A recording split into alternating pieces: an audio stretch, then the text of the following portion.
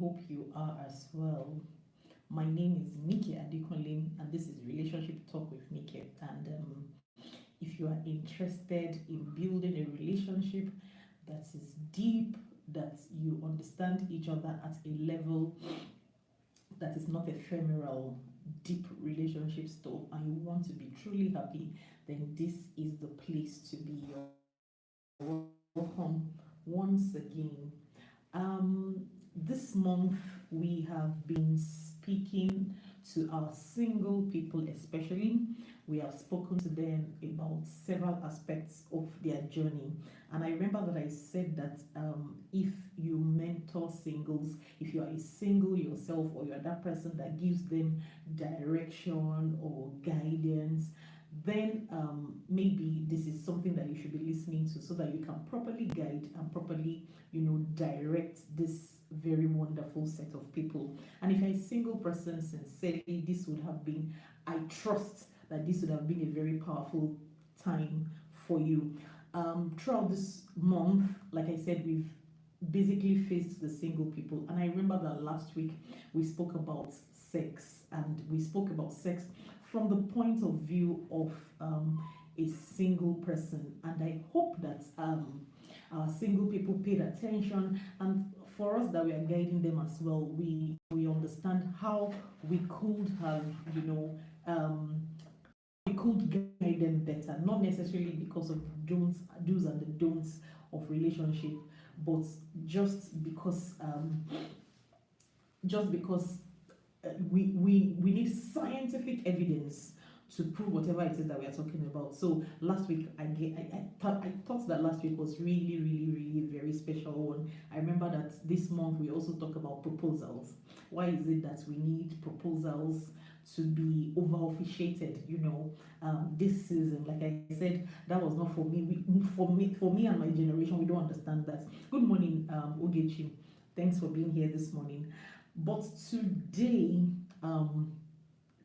we want to talk about understanding attraction. Today, we want to talk about understanding attraction. And I want us to look at it from the point of view of why is it that why do we attract the kind of people that we attract? Why do we attract the kind of people we attract? Why do we find certain people dateable, marryable, and we don't find certain people attractive? Why do we find certain people attractive and we don't find certain people attractive? Why do we find certain people repulsive? That, I don't want to have anything to do with this kind of person. I don't even like that person. Then why is it that we like some people and but there's something about them that is not just quite there? We know that, oh, we love this person. This person can easily pass for the kind of person that I would date, but there's something. Yeah, good morning, Tony. Thanks for being here.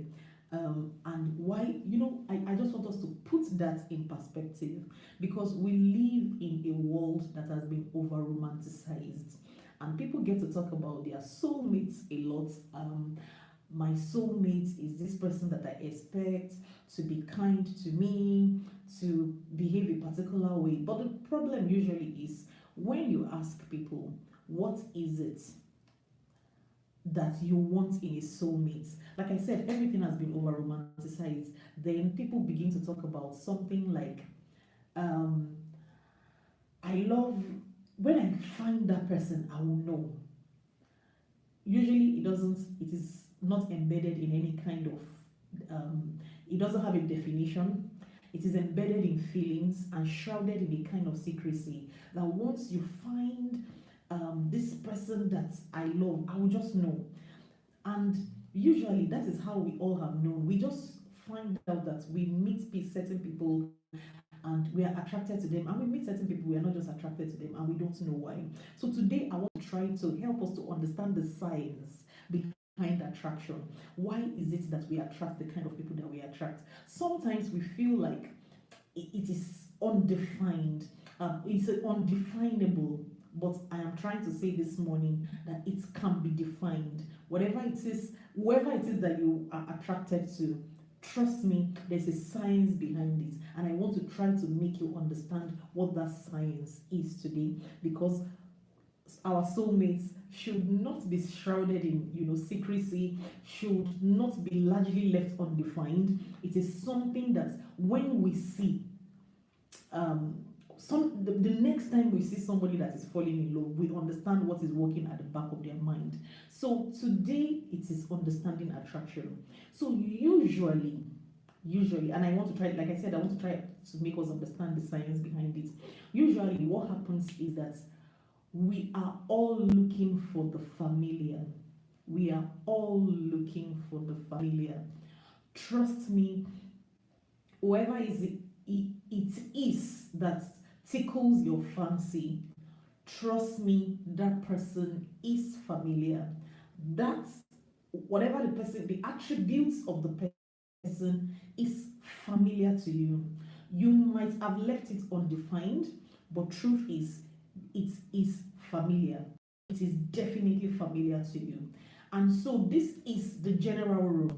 Even though sometimes some people go outside this rule, but this is the general rule that guides the person that we eventually fall in love with. Most girls, when we are talking about ladies, most girls will eventually marry their father using their mother's examples.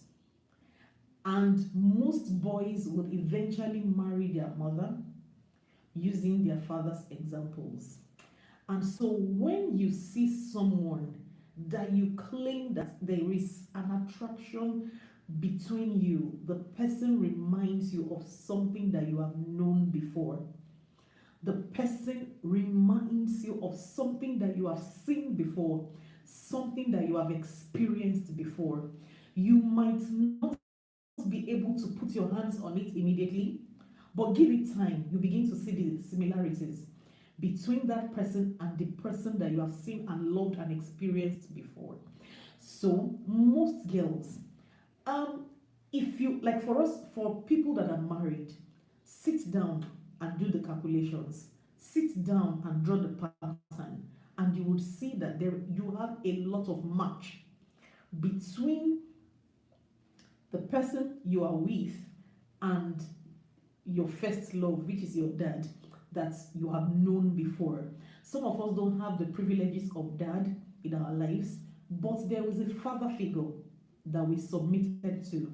There is a father figure that we have always known. And so this father figure is still that person that you carry over, and you begin to, once you say I'm in love, you begin to roam the streets of Lagos, you begin to roam the streets of Abuja, you are roaming the streets of London, Canada, wherever, whatever country, Nigeria, you are roaming the streets looking for the familiar. And so, like I said, the person reminds you of something that you have known and experienced before. But secondly, another thing that we call love that we are looking for is also the fact that the person is able to combine the good and the bad in sufficient quantity. Like we all know, there is no single person that is a bundle of strengths alone. There is no single person that is a bundle of weaknesses alone. We all have strengths and we all have weaknesses. So a case in point, if I use myself as an example, my father has strengths and my father has weaknesses. And so I am used to experiencing both sides of him, and I call it love. There are times that he screams at me, there are times that he pets me, there are times that he buys me gifts, there are times that he's also nasty. So I want to experience the niceness and the nastiness at the same time. So good morning, Ruth. Thank you for being here. So if you find someone that has just the strength of the familiar, you are unhappy with that person. Because in as much as the person is good, for you, it comes with a lot of suspicion, because this person is too good to be true. Because the person does not have, say for instance, my dad shouts at me from time to time, or probably he even beats me from time to time, and I find a guy that is all loving, everything he does is just loving, loving, loving, the person becomes a suspicious. The person becomes suspicious to me, because I begin to look at the person that you are not real. There's something about you that is not real. No matter how real the person actually is, I don't believe the person, because I am accustomed to receiving love in a particular way. And so the person will not just cut it for me. And that is where you see a lady or a man rejecting an obviously good woman or an obviously good man, and they tell you that ah, there's something about that person. So in case you don't know, I am providing an education that that thing in your head that tells you that no, don't accept this person, that thing is actually the fact that the person does not, combine the positive and the negative in your familia sufficiently. So if the person is overly good, the person is still not good enough for you. That is, like I said, it is not going to be okay for you. And if the person is all bad too and does not, have the good that you are familiar with, you are still not happy with the person. You don't feel comfortable in the person's presence. So that is usually the signs that guides love. Most of us, what we call falling in love, is falling in love with the familiar. Good morning, Grace. Thanks for being here. What we are looking for is the familiar. So I need the person to combine the things that are familiar with me in both the negative and the positive in adequate, in sufficient quantity. And if the person is able to do that, then we are happy and then we feel like we're in love. But if the person does not combine it well, we feel something is missing. The same thing goes for a man as well. If you find a lady that is, combined, he has the attributes. Probably your mom is a shouting mom, or she makes, she doesn't give a hoot about you. If you find a lady that cares too much, you believe that there's something wrong with this lady. She must be up to something, and I don't know what she really is looking for. And if you find, but if she also does not have any positive qualities that you are used to, the person is also a suspect. And I think that these are the things that we need to understand that we are looking for. But my question that I want to ask you today is that your familiar, have you really, really thought about your familiar? And is your familiar what you want to recreate? Because there are so many people, especially our single people, that go around, and this is not just singles alone, it happens to married people as well, that even in marriage, they do a lot to sabotage their relationship to recreate what they already know. And so, for our single people, my question is, have you studied your familiar enough to know that, to know if that is what you want to reproduce? Because whether we like it or not, something in our heads tries to recreate what we are familiar with, and that is, in simple English, that is trying to recreate your parents' marriage. You may hate it, you may not like it, and you may love it, but everything that you're trying to do is subconsciously trying to recreate what you are used to. And so if you are not okay with what you have known, it takes a lot to break away from that mold. It takes a lot to break away and to be able to, build new structures in your head, build new attributes that you're looking for. It takes a lot to break away from whatever it is that you're familiar with. And so this morning, I just wanted to educate our single people. What exactly is that thing that you claim that when I see it, I will know it? What is that thing that when you see, you claim that when you see it, I will know it? When I see it, I will know it. When you see what you are looking for, it is the familiar. And make sure that the familiar that you are used to is worthy of recreation. And there are signs, gone are those days where a lot of us, when we claim that marriage, there's this thing that people used to say that marriage is that thing that's when It is until you get, no, it's a gift that you cannot open until you get inside it before you know what is in it.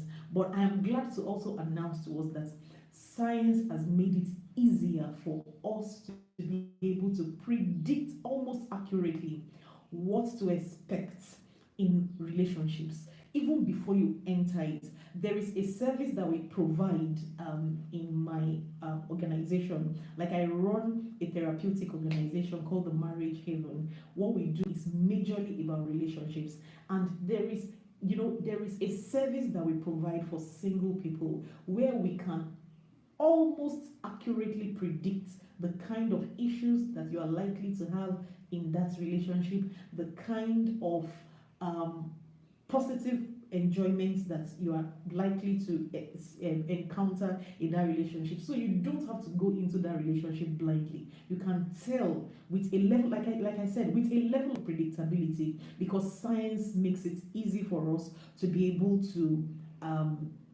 unravel all these things that are usually shrouded in secrecy. So if you want to be certain of who you want to be with, or if you are already in that relationship and you are having struggles and you want to really understand what is going on here, why do I tend to sabotage my relationship? Why is it that we are always having constant troubles? Or you want to get into a relationship as a single person and you're wondering, would this ever work? It is something that I think that you should enroll for, so that you can get the benefits of science behind you before you get into that place. You are allowed to be shocked in several areas. You are, culture shock. You can experience it in a lot of areas, but I think marriage should not be one of them. And if you are interested in such a service, then you need to be speaking with us. You need to send us a DM so that you can know, like I said, with a degree of accuracy, we will predict what the future is likely to be in your relationship. And it is nice on my own end bringing this your way this morning. And I think that I've been able to help you think about, I'm glad I'm able to make you think about that thing that you keep saying, there's something about this person that is not quite there. Now you understand the science behind it, and I hope that you'll be able to educate others as well. If this was good to you, please help us like this video, help us share this video so that our community can become bigger and stronger. And like I said, I don't want our videos ever to be too long. I think on that note, I will want to end today's videos. Thanks everyone. Thank you for always making a date with me on Saturday mornings. I appreciate your love and your support. It's always encouraging to see people help spoil you on or whatever it is that you're doing, and I'm really very grateful. And until I come your way next week Saturday, where we talk about something very interesting as well, I am signing out. And my name again is Nikki Adekwe, and I hope you like my glasses. It is recommended. Thank you, Tokwe. I can see you here. God bless you.